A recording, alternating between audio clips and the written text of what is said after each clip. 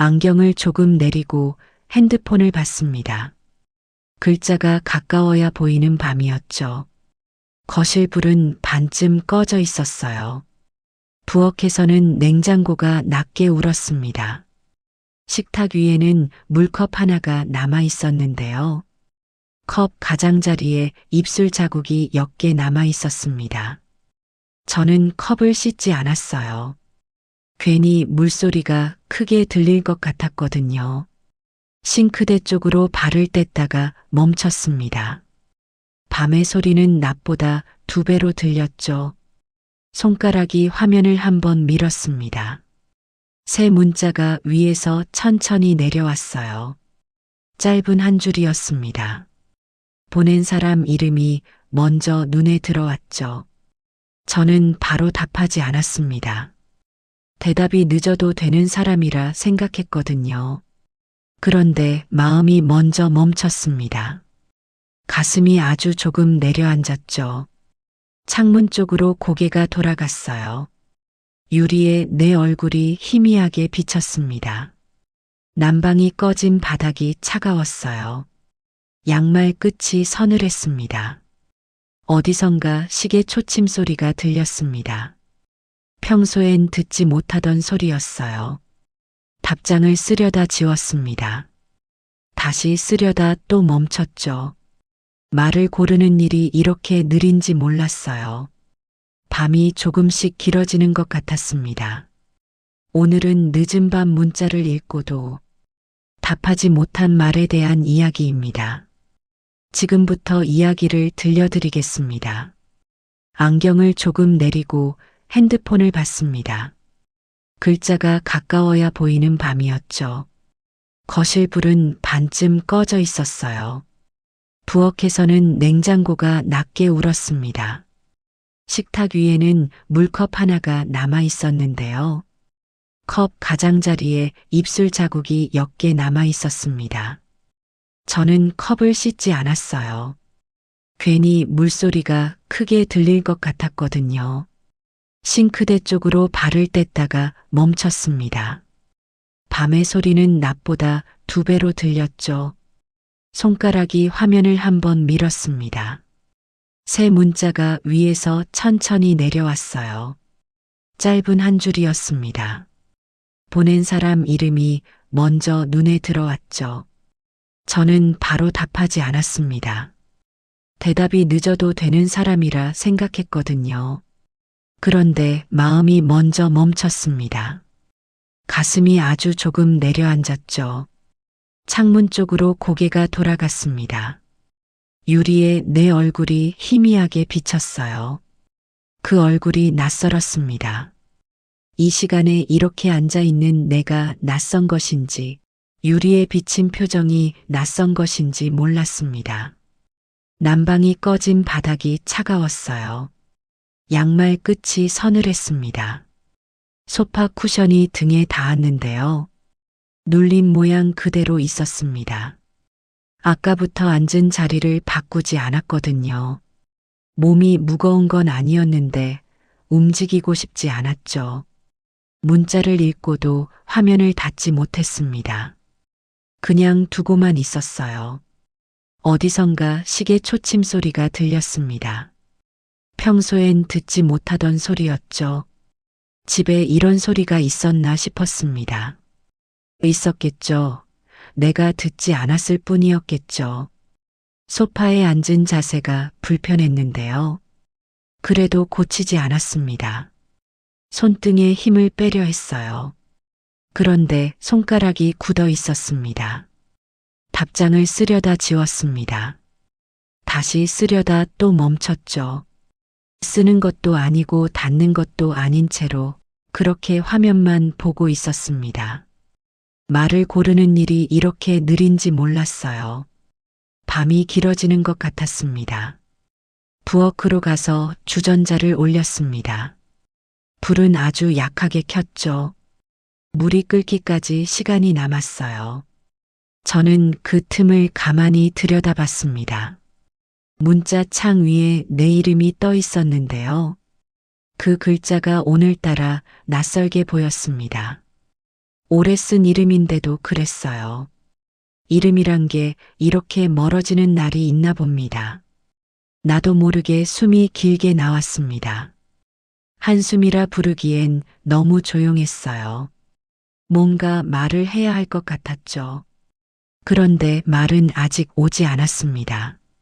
말이 오지 않는다는 건 마음이 아직 모인다는 뜻이기도 합니다.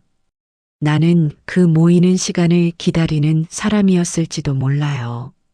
나는 언제부터 이런 밤을 알게 됐을까요? 아무도 모르는 자리에 조용히 앉아 있었습니다. 물 끓는 소리가 작게 났습니다. 저는 그 소리에 맞춰 숨을 고르려 했죠. 답장을 미루는 동안 손끝이 떨렸어요. 춥기보다는 낯선 감각이었습니다. 문자 한 줄을 다시 읽었습니다.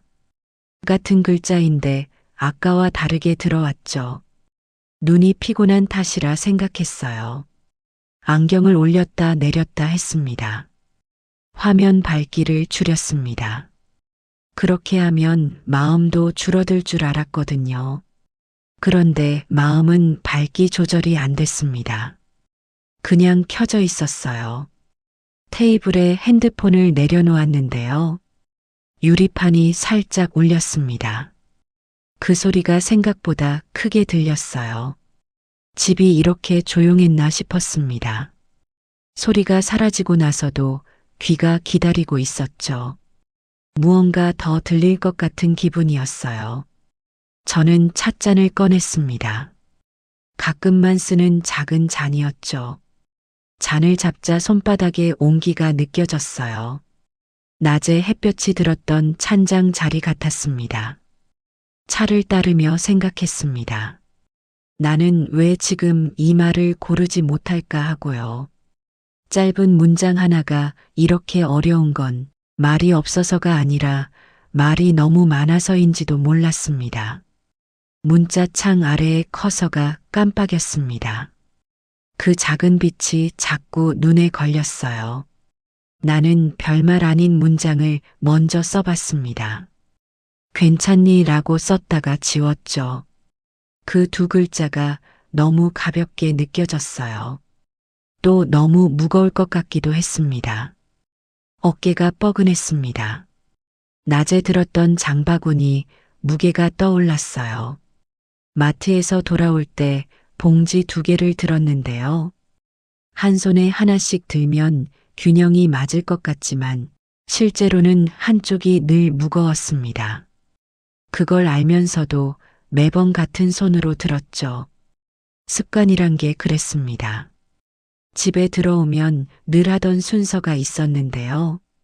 양말을 벗고 물을 마시고 불을 줄이는 일이었습니다.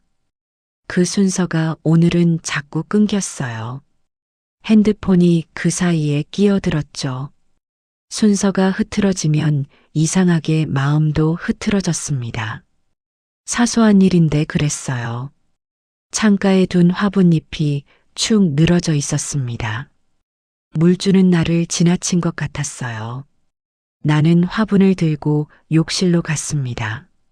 물줄기를 아주 약하게 틀었죠. 흙이 젖는 냄새가 났어요. 그 냄새가 잠깐 다른 데로 데려갔습니다. 오래전에 살던 집에 마당이 있었어요. 비가 오고 난 다음 날이면 꼭 이런 냄새가 났죠. 그때는 냄새가 나면 그냥 맡았습니다. 좋다거나 아니라거나 따지지 않았어요. 지금은 냄새 하나에도 시간이 따라왔습니다. 냄새가 아니라 그 냄새 안에 담긴 계절이 오는 것 같았죠. 잠깐이었지만 마음이 다른 곳에 있었습니다. 그게 나쁘지 않았어요. 다시 거실로 돌아왔는데요. 화면은 아직 그대로였습니다. 커서가 여전히 깜빡이고 있었어요. 기다리는 것처럼요. 찻잔을 다시 잡았습니다. 온도가 딱 맞아 있었어요. 뜨겁지 않고 따뜻한 온도였습니다. 그 온도를 입술 위에 잠깐 두었죠. 차 한 모금이 목을 타고 내려갔어요. 그 길이 오늘은 조금 길게 느껴졌습니다. 소파 등받이에 등을 기댔습니다. 등 뒤로 쿠션이 눌리는 감각이 느껴졌죠. 그 눌림이 오히려 편했습니다. 몸이 어딘가에 닿아 있다는 게 그랬어요. 핸드폰은 테이블 위에 그대로였습니다. 화면이 어두워져 있었죠. 다시 켜면 문자가 있을 거였습니다. 나는 그걸 알면서 켜지 않았어요.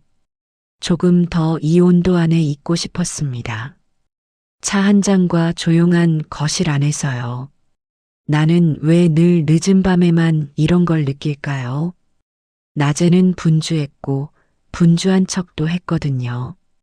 분주함이 쌓이면 밤에 가라앉았습니다. 오늘도 그런 밤이었어요. 답장 없이도 살 수 있을 것 같았습니다. 하지만 말이 남는 건 또 다른 일이었어요. 남은 말은 어디로 가는 걸까요? 오늘 밤은 그 말이 손끝에 머무는 것 같았습니다. 손끝이 아직 따뜻했습니다. 찻잔 때문인지 다른 무언가 때문인지는 몰랐어요. 화분을 제자리에 돌려놓았습니다. 잎이 아직 축 늘어져 있었지만 흙은 젖어 있었죠. 당장 달라지지 않아도 물을 준 건 맞았습니다. 그게 할 수 있는 일의 전부였어요. 나는 그런 생각을 하며 다시 소파에 앉았습니다. 핸드폰은 여전히 뒤집혀 있었죠. 사실 뒤집어 놓는다고 문자가 없어지는 건 아니었어요. 그래도 눈에 보이지 않으면 조금 달랐습니다. 마음도 그런 것 같았습니다. 안 보이면 없는 것처럼 지내는 시간이 있었거든요. 그게 나쁜 습관인지 몰랐습니다. 오래 그렇게 살았으니까요. 발을 올려 소파 쿠션 위에 얹었습니다. 발바닥이 쿠션에 닿자 조금 풀렸어요. 낮 동안 많이 서 있었습니다. 발이 기억하고 있었죠. 몸은 늘 낮의 일을 밤까지 가지고 왔습니다. 피곤함도 그렇고 작은 감각들도 그랬어요. 오늘 낮에 마트에서 마주친 사람이 생각났습니다. 같은 아파트 아래층에 사는 분이었는데요. 눈이 마주쳤는데 먼저 웃었습니다. 나도 웃었죠. 그게 전부였어요. 이름도 모르고 몇 층인지도 몰랐습니다. 그런데 그 짧은 인사가 하루 중 가장 편한 순간이었다는 게 집에 돌아오고 나서야 생각났어요. 낯선 사람의 웃음이 왜 그렇게 편했을까요? 기대하는 것도 설명할 것도 없어서였을까요? 찻잔을 내려놓았습니다. 잠 바닥에 차가 조금 남아 있었어요. 남은 것을 다 마시지 않는 버릇이 있었습니다. 언제부터인지는 모르겠어요. 그냥 그렇게 됐습니다. 남기는 게 편한 사람이 됐죠. 문자도 그렇고 말도 그렇고 마지막 한 모금도 그랬습니다.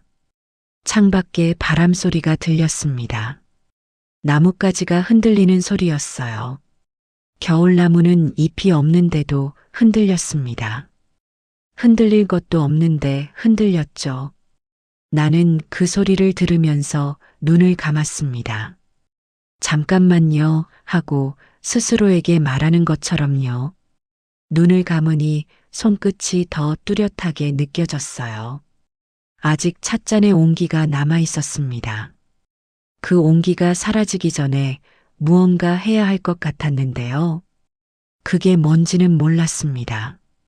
어쩌면 아무것도 아닌 것일 수도 있었어요. 그냥 이 온기를 느끼는 것 자체가 오늘의 일인지도 몰랐습니다. 눈을 떴습니다. 천장이 조용했어요. 핸드폰을 다시 들었습니다. 문자창을 열었죠. 커서가 다시 깜빡이고 있었어요. 아까와 같은 자리에서요. 나는 그 깜빡임을 오래 보았습니다.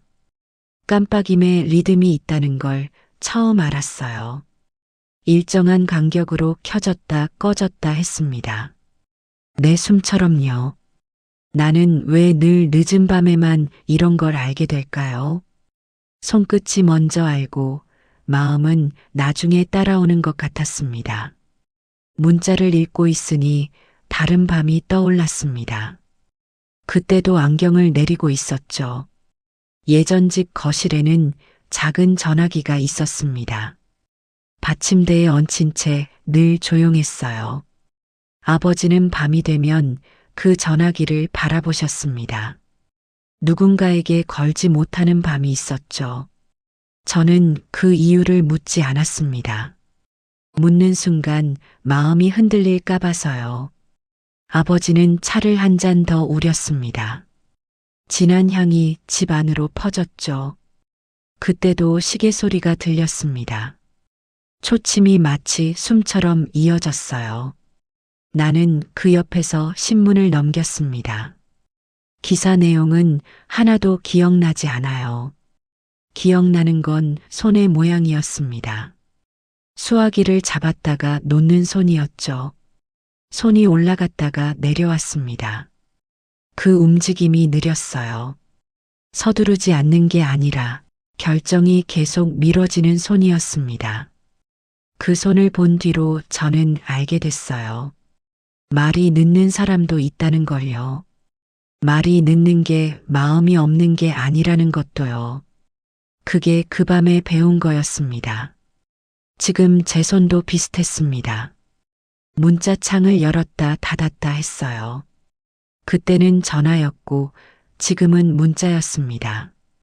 도구만 바뀌었을 뿐이었죠. 손의 모양은 그대로였어요. 잡으려다 놓는 모양이요. 나는 창문을 아주 조금 열었습니다. 바람이 커튼을 살짝 건드렸어요. 그 움직임이 조용했습니다. 펄럭이지 않고 그냥 흔들렸죠. 그 순간 문자 한 줄이 다시 선명해졌어요. 보낸 사람 이름이 마음에 걸렸습니다. 이름을 부르지 않는 시간이 많았어요. 나는 늘 일을 먼저 했으니까요. 밥이 됐는지, 청소가 됐는지, 약은 챙겼는지, 그런 것들이 먼저였습니다. 누군가를 생각하는 일은 뒤로 밀렸어요. 뒤로 밀다 보면 그냥 지나가는 날이 많았죠. 오늘도 그 습관이 나왔습니다. 낮에 다녀갔는데 이름을 제대로 부르지 않았어요. 그냥 밥 먹었어. 괜찮아만 했습니다. 그게 대화인 줄 알았죠. 아버지도 그런 분이셨습니다. 말은 적었지만 아침에 늘 먼저 일어나 계셨어요. 부엌에 불이 켜져 있으면 아버지가 일어난 거였습니다. 그 불빛이 그분의 말이었죠. 나는 그걸 말로 들은 적이 없어요. 그냥 느꼈습니다. 느끼는 것과 아는 것은 달랐습니다. 느끼는 건 오래갔고 아는 건 잊혔어요. 아침마다 그 불빛이 있었다는 걸 나는 한참 지나서야 소중하다고 생각했습니다. 그때는 당연한 일이었거든요. 당연한 것들은 눈에 잘 보이지 않았죠. 아버지는 신문을 반듯하게 접었습니다. 접히는 소리가 조용했죠. 그 소리 뒤에 기침이 있었어요. 기침이 나면 저는 물을 가져갔습니다. 아버지는 고맙다는 말을 하지 않았어요. 그게 그분의 방식이었습니다. 물을 받아 마시고 다시 신문을 폈죠. 그게 고맙다는 말이었을 겁니다. 나도 비슷해졌습니다. 고마운 마음을 속에 넣어두는 편이 됐죠. 말하지 않아도 알겠지 하는 마음이요. 그런데 알까요, 정말? 알 수도 있고 모를 수도 있었습니다. 그 불확실함을 나는 너무 오래 그냥 뒀어요. 딸이 오늘 보낸 한 줄도 그랬습니다. 안에 담아두던 마음을 밖으로 꺼낸 거였겠죠. 꺼내는 일이 쉽지 않다는 걸 나는 알았습니다. 나 자신이 꺼내지 못하는 사람이니까요. 그래서 더 멈췄습니다. 그 꺼낸 마음 앞에서 오래 서 있었어요. 멈추는 동안 오래된 밤이 겹쳐졌습니다. 아버지의 밤과 나의 밤이 같은 모양이었어요. 전화기와 핸드폰만 달랐을 뿐이었죠. 손의 모양은 똑같았습니다. 그 모양을 오래 들여다봤습니다. 이상하게 마음이 조금 편해졌어요. 혼자가 아닌 것 같았습니다. 이미 누군가 이 밤을 먼저 살았으니까요. 아버지도 이런 밤을 보냈을 겁니다. 걸지 못한 전화 앞에서 차를 마시던 밤이요. 그분도 말을 고르다 잠이 들었겠죠. 그리고 아침에 일어나 불을 켰을 겁니다. 나는 내일 아침에도 일어날 것입니다. 불을 켜고 물을 올리겠죠. 그게 내가 할 수 있는 말인지도 몰랐습니다. 문자 한 줄보다 긴 말이요. 커튼이 다시 조용해졌습니다. 바람이 잠깐 왔다 간 것 같았어요. 나는 창문을 다시 닫지 않았습니다. 조금 더 열어두고 싶었죠. 그 틈으로 들어오는 공기가 차가웠지만 오늘 밤은 그 차가움이 나쁘지 않았습니다. 차가운 공기와 오래된 기억이 함께 있었어요. 둘 다 내 것이었습니다. 당신에게도 겹쳐지는 밤이 있었나요? 지금의 밤과 오래된 밤이 같은 모양으로 만나는 밤이요. 문자 내용은 길지 않았습니다. 하지만 읽는 동안 시간이 늘어졌죠. 나는 무슨 말을 해야 할지 몰랐어요. 괜찮아 라는 말도 가벼웠습니다. 고마워 라는 말도 맞지 않았죠.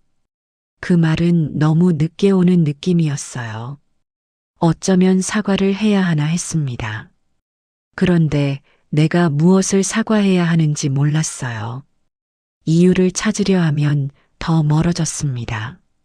그럴수록 몸이 먼저 굳었죠. 손바닥에 땀이 났습니다. 겨울인데도 그랬어요. 나는 소파 등받이에 기대었습니다.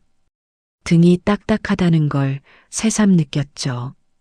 등받이에 등을 대면 몸이 받쳐지는 것 같았습니다. 그런데 오늘은 그 감각이 잘 오지 않았어요. 부엌의 불빛이 약하게 비쳤습니다. 그 빛이 어릴 적 책상등 같았어요. 아이들이 공부하던 밤이 떠올랐습니다. 저는 옆에서 말없이 간식을 놓았죠. 접시를 살짝 밀어두고 돌아섰습니다. 방해하지 않으려 했거든요. 그때 아이들 얼굴이 책 위로 기울어져 있었어요. 그 모습이 좋았는데 말은 하지 않았습니다. 잘했다는 말은 자주 하지 않았습니다. 그냥 내일도 학교 가야 한다고만 했어요. 그때는 그게 다인 줄 알았습니다. 말이 많으면 버릇이 흐트러진다 믿었죠. 지금 생각하면 이상합니다.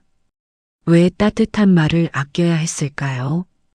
아끼면 남는 줄 알았는데 아낀 말은 그냥 사라졌습니다. 전해지지 않은 말은 어디로 갔을까요? 공기 속에 흩어졌을까요? 내 안에 쌓였을까요? 문자는 다시 화면에서 빛났습니다. 나는 그 빛을 오래 보았어요. 마음이 흔들리는 건 분명했습니다. 그 이유는 아직 흐렸죠. 흔들린다는 걸 느끼면서도 멈추지 못했어요. 흔들림 안에 있으면 흔들리는지 잘 모를 때가 있었습니다. 달력에는 내일 병원 예약이 적혀 있었습니다. 그 옆에 작은 별 표시가 있었죠. 나는 그런 표시를 잘 해두는 편입니다. 잊어버리면 불안하니까요. 챙겨야 할 것들은 늘 적어뒀어요. 그래야 마음이 놓였습니다. 몸 챙기는 일은 표시를 해두면 됐습니다. 그런데 마음 챙기는 일엔 표시가 없었어요. 언제 해야 하는지도 몰랐습니다. 달력에 적을 수 있는 일이 아니었거든요. 그런데 오늘 이 문자 앞에서는 표시가 없었어요. 준비할 것도 없는데 마음이 먼저 움직였습니다. 나는 잠옷 소매를 만지작거렸습니다. 손끝에서 실밥이 느껴졌죠. 실밥 하나가 이렇게 눈에 띄는 밤입니다. 큰일이 아닌데도 커 보였어요. 이런 밤이면 작은 것들이 선명해졌습니다. 낮에는 지나쳤을 것들이요. 실밥도 그렇고 화면의 깜빡임도 그렇고 냉장고 소리도 오늘은 크게 들렸습니다. 몸이 조용해지면 감각이 살아났어요. 낮 동안 닫아뒀던 것들이 열리는 것 같았죠. 그게 피곤한 일인지 좋은 일인지 몰랐습니다. 그냥 그런 밤이 있었어요. 문득 생각했습니다. 나는 누군가의 말을 기다린 적이 있었나 하고요. 기다린 적이 있었을까요? 있었다면 언제였는지 생각해 봤어요. 아이들이 밤늦게 들어오던 시절이 있었습니다. 현관문 소리가 날 때까지 잠이 안 왔죠. 그때는 기다린다는 말을 쓰지 않았어요. 그냥 자다 깬 것처럼 있었습니다. 기다리고 있었으면서 기다린다고 하지 않았죠.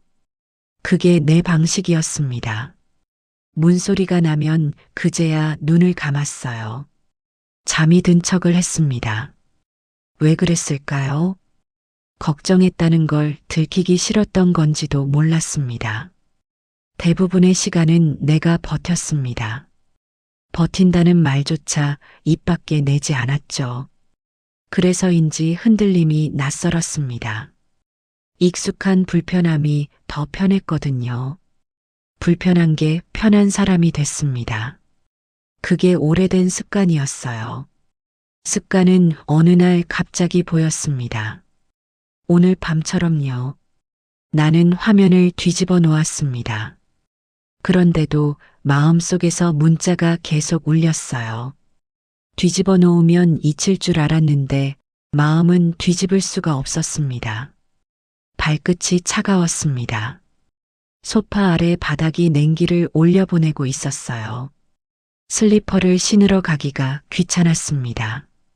그냥 발을 소파 쿠션 위로 올렸죠. 그렇게 하면 조금 따뜻했어요. 대단한 방법은 아니었지만 그것으로 됐습니다. 이유를 모르는 흔들림이 있었습니다. 그 흔들림이 내 밤을 천천히 바꾸고 있었어요. 바뀌는 게 불안하지는 않았습니다. 다만 낯설었죠. 낯선 것들이 오늘 밤 많았습니다. 그 낯선 안에 내가 있었어요. 흔들리면서도 쓰러지지 않는 밤이었습니다. 그게 오늘의 전부였습니다. 낮에 세탁물을 개고 있었습니다. 수건을 한 장씩 접었죠. 반으로 접고 또 반으로 접으면 네모가 됐습니다. 그 네모가 반듯할 때 마음이 조금 놓였어요. 이상한 버릇이었습니다. 손이 기억하는 동작이 있었어요. 생각하지 않아도 되는 일이었죠. 그런 일을 하는 동안 머리가 비워졌습니다. 수건을 접는 시간이 그랬어요. 그때 딸이 다녀갔습니다. 잠깐 들렀다 간다고 했어요. 딸은 현관에서 신발을 정리했습니다. 예전처럼 반듯하게 맞춰두었죠. 그 모습이 어릴 때와 같았어요. 작은 신발을 나란히 놓던 아이가 생각났습니다. 나는 그 모습을 보고도 말이 없었습니다. 어서 와 라는 말을 삼켰어요. 왜 삼켰는지 모르겠습니다. 말이 목까지 왔다가 내려갔죠. 딸은 냉장고 문을 열어봤습니다. 반찬통을 한 번씩 꺼내 보았죠. 뚜껑을 열어 냄새를 맡는 게 아니라 그냥 있는지 없는지 보는 것 같았어요. 확인하는 거였습니다. 내가 잘 먹고 있는지요. 그 아이는 아무 말 없이 수건을 하나 잡았습니다. 젖은 손을 닦아주었습니다. 그 동작이 자연스러웠어요. 말하지 않고 하는 일이 있었습니다. 저는 그 수건을 다시 접었습니다. 접힌 선이 조금 삐뚤어졌어요. 삐뚤어진 선이 신경 쓰였는데 다시 펴지는 않았습니다. 딸은 저를 한번 바라봤습니다. 표정이 무슨 뜻인지 알 수 없었죠. 뭔가 말하려는 것 같기도 했어요. 그냥 보는 것 같기도 했습니다. 나도 딸을 봤습니다. 얼굴이 조금 피곤해 보였어요. 물어봐야 했을까요? 그런데 물음도 삼켰습니다. 그 뒤로 우리는 짧게 밥을 먹었습니다. 나는 국만 떠먹고 있었습니다. 수저 소리가 났어요. 그릇이 가볍게 부딪히는 소리였습니다. 밥상 앞에서 말이 없는 시간이 있었어요. 불편한 건 아니었는데 채워지지 않았습니다. 딸은 숟가락을 내려놓고 말했어요. 엄마 요즘은 어때 하고요. 저는 괜찮다고 했습니다. 그 말이 자동처럼 나왔죠. 괜찮다는 말을 하면서 나는 무엇을 숨겼을까요? 딸은 그 말을 어떻게 들었을까요? 딸은 고개를 끄덕였습니다. 더 묻지 않았어요. 묻지 않은 게 배려였는지 아니면 이미 알고 있어서였는지 몰랐습니다. 그러고는 작은 비닐봉지를 놓고 갔어요. 봉지 안에는 목이 편한 차가 있었습니다. 어느새 그런 걸 챙기는 나이가 됐죠. 내가 챙겨주던 아이가 나를 챙겼습니다. 그 순서가 바뀌는 게 언제였는지 몰랐어요. 바뀌고 나서야 알게 됐습니다. 딸이 떠난 뒤 집이 더 조용해졌습니다. 문 닫히는 소리만 남았어요. 그 소리가 사라지는데 오래 걸리지 않았는데 마음에서는 오래 울렸습니다. 나는 한동안 그 자리에 서 있었어요. 움직이지 않았습니다. 움직이면 딸이 간 게 더 실감날 것 같았죠. 그냥 서 있는 동안은 아직 있는 것 같았어요. 나는 설거지를 했습니다. 그릇이 부딪히는 소리를 줄였죠. 물에 닿은 손이 따뜻했습니다. 그 따뜻함이 오래가지 않았어요. 물을 잠그면 금방 식었습니다. 손이 빠르게 제 온도로 돌아왔죠. 식탁을 닦고 의자를 밀었습니다. 의자 다리 소리가 바닥을 긁었어요. 그 소리가 괜히 미안했습니다. 누구에게인지도 모르겠는데요. 저는 딸이 두고 간 차를 찬장에 넣었습니다. 그때 비닐이 바스락거렸죠. 바스락거리는 소리에도 마음이 움찔했습니다. 오늘은 모든 소리가 크게 들렸어요. 찬장을 닫고 손을 내렸습니다. 부엌이 다시 조용해졌죠. 딸이 다녀간 흔적이 거의 없었습니다. 비닐 봉지 하나만 남아 있었어요. 그 봉지가 찬장 안에 있다는 게 딸이 다녀갔다는 증거였습니다. 나는 그 봉지를 다시 꺼내지 않았어요. 있다는 것만으로 충분했습니다. 그리고 늦은 밤 문자가 왔습니다. 낮에 질문이 글자로 다시 온 거였죠. 엄마 요즘은 어때? 라는 말이 밤에 문자로 돌아온 것 같았어요. 내가 답하지 않은 건 문자가 아니었습니다. 낮에 못한 말을 그대로 들고 있었어요. 괜찮다고 했지만 괜찮지 않은 부분이 있었고 괜찮은 부분도 분명히 있었습니다. 그 둘이 섞여 있어서 뭐라 말하기 어려웠어요. 섞인 마음을 한 줄로 쓸 수가 없었습니다. 접힌 수건처럼 반듯하게 정리되면 좋겠는데 마음은 접히지 않았어요. 삐뚤어진 선 그대로였습니다. 그래도 접혀 있기는 했죠. 접혀 있는 것과 반듯한 것은 달랐습니다. 오늘의 나는 접혀 있는 쪽이었어요. 문자를 다시 열었습니다. 이번에는 천천히 읽었어요. 딸은 밤에 이렇게 말해왔습니다. 엄마 오늘 문득 생각났어 라고요. 그 말은 꾸밈이 없었습니다. 그래서 더 답하기 어려웠죠. 꾸밈이 없는 말 앞에서는 꾸민 말을 돌려줄 수가 없었어요. 나는 그동안 어떤 말을 줄였을까요? 괜찮다라는 말만 남겼습니다. 괜찮다는 말은 편리했어요. 짧고 틀리지 않고 더 묻지 않게 했죠. 그 말을 너무 오래 썼습니다. 쓰다 보니 그 말밖에 없는 사람이 됐어요. 문장 하나가 목에 걸렸습니다. 사실은 조금 외로웠어입니다. 그 문장을 속으로 읽어봤어요. 소리를 내지 않고 입술만 움직였습니다. 말이 되기는 했습니다. 그런데 보내기엔 달랐어요. 그 문장을 쓰는 순간 겁이 났습니다. 딸이 부담스러워 할까 봐서요. 부담을 주는 엄마가 되고 싶지 않았습니다. 늘 든든한 쪽으로 있고 싶었거든요. 그게 엄마라고 생각했어요. 흔들리는 모습은 보이지 않는 게 맞다고 믿었죠. 나는 늘 먼저 참았습니다. 참는 게 어른이라고 믿었거든요. 그래서 딸 앞에서는 더 단단해졌습니다. 단단한 얼굴을 오래 썼어요. 그 얼굴이 진짜인지 가짜인지 나중엔 구분이 안 됐습니다. 단단한 얼굴을 벗는 방법을 몰랐어요. 문자 화면 앞에서도 그랬죠. 늦은 밤 문자 읽고도 답하지 않은 말. 그건 내 마음의 습관이었습니다. 습관은 설명 없이 반복됐어요. 나는 그 반복을 오늘 처음 보았습니다. 오래된 물건처럼 그냥 거기 있었던 거였어요. 언제 생겼는지도 몰랐죠. 답장을 쓰지 못한 게 아니라 말을 꺼내는 문이 닫혀 있었던 겁니다. 그 문을 억지로 열지 않으려 했습니다. 조용히 손잡이만 잡아보았죠. 손잡이는 차가웠어요. 오래 잡지 않은 것처럼요. 그렇게라도 하는 밤이 있었습니다.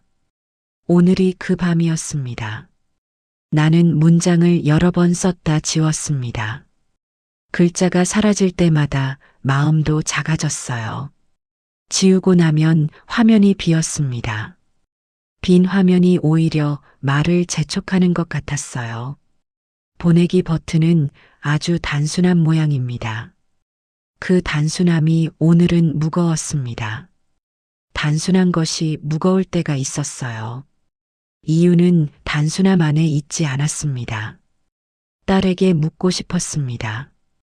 너는 요즘 어떤 밤을 보내니 하고요. 딸의 밤이 궁금했어요. 낮에 봤는데도 그 안을 몰랐습니다. 하지만 질문도 조심스러웠습니다. 내가 물을 자격이 있을까 싶었죠. 자격이라는 말이 이상했어요. 엄마가 딸에게 자격을 따지다니요. 그런데 그런 생각이 드는 밤이 있었습니다. 오늘이 그랬어요. 나는 딸의 어린 시절을 떠올렸습니다. 열이 나던 밤에 이마를 짚던 손입니다. 손이 뜨거운지 차가운지 확인하는 동작이었어요. 말은 없었습니다. 그때의 나는 말이 많지 않았습니다. 물수건을 갈아주고 불을 줄였죠. 딸은 그 손을 기억할까요? 기억하지 못해도 괜찮습니다. 기억은 각자의 방식으로 남는다는 걸 알았어요. 내가 기억하는 것과 딸이 기억하는 것은 달랐겠죠. 그저 내 손이 아직 따뜻하다는 걸 알았습니다. 그 따뜻함을 글자로 옮기고 싶었어요. 나는 결국 짧게 적었습니다. 그래, 나도 너 생각했어 라고요. 그 문장을 쓰자 숨이 조금 편해졌습니다. 가슴 어딘가가 조금 열린 것 같았어요. 다만 보내지는 않았습니다. 보낼 준비가 됐는지 몰랐거든요. 보내지 못한 말이 있었습니다. 그래도 말이 생겨났다는 게 느껴졌어요. 말이 생겨나는 것과 전해지는 것은 달랐습니다. 오늘은 생겨나는 것만으로 충분했어요. 집안의 불을 더 낮췄습니다. 그렇게 하면 마음도 낮아질 것 같았죠. 불빛이 줄어드니 방이 달라 보였어요. 낮에는 보이지 않던 그늘이 생겼습니다. 그늘이 나쁘지 않았어요. 오히려 조용해지는 것 같았죠. 창밖에는 차가 한 대 지나갔습니다. 바퀴 소리가 길게 남았어요. 소리가 멀어지는 걸 들었습니다. 완전히 사라질 때까지요. 나는 소파에 앉아 손을 무릎에 올렸습니다.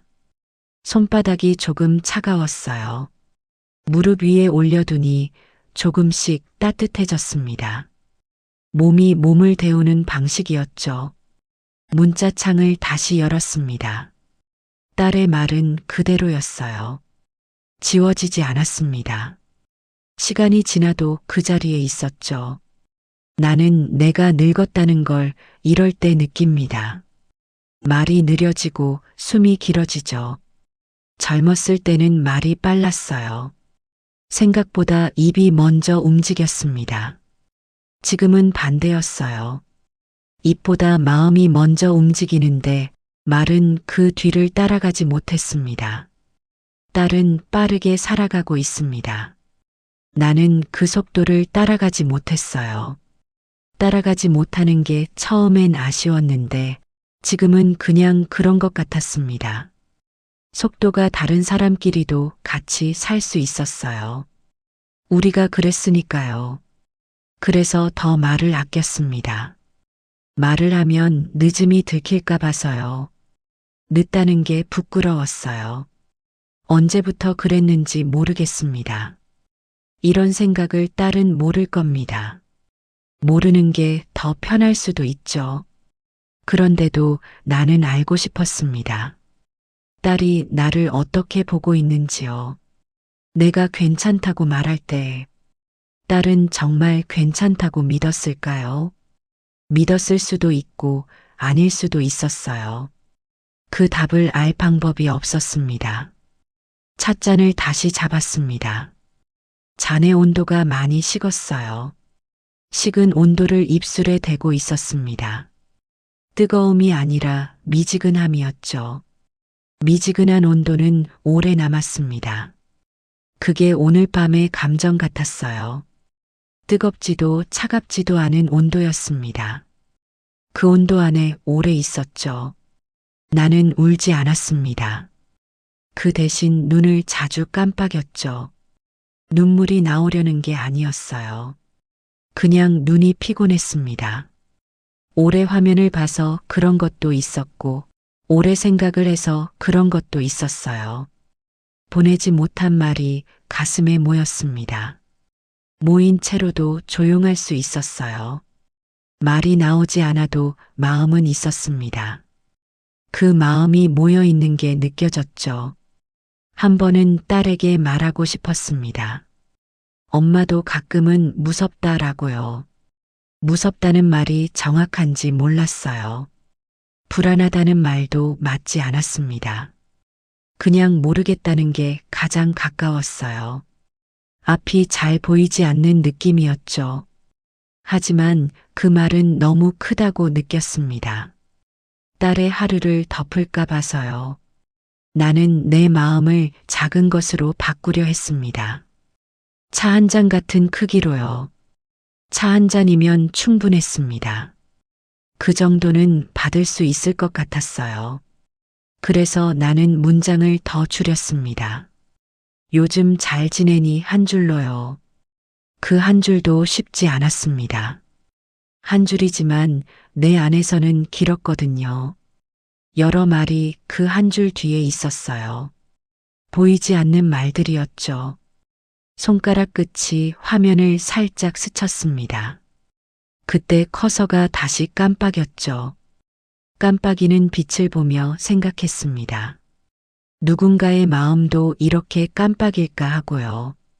켜졌다 꺼졌다 하는 것들이 있었어요. 말도 그렇고 용기도 그렇고 마음도 그랬습니다. 나는 내 마음이 깜빡이는 걸 숨겼습니다. 안 보이게 해두면 편하니까요. 딸에게는 늘 밝은 말만 줬습니다. 그게 사랑이라고 믿었죠. 밝은 말만 주는 게 사랑인지 아니면 그게 또 다른 거리를 만드는 건지 오늘 밤은 그 경계가 흐렸습니다. 나는 그 사실을 오늘 밤 알았습니다. 하지만 설명하지는 않겠습니다. 설명하는 순간 달라질 것 같았거든요. 그냥 알고 있는 것으로 두고 싶었어요. 그저 이 시간이 깊어진다는 것만 느꼈습니다. 깊어지면 말이 더 느려지니까요. 느린 말이 나쁜 건 아니었습니다.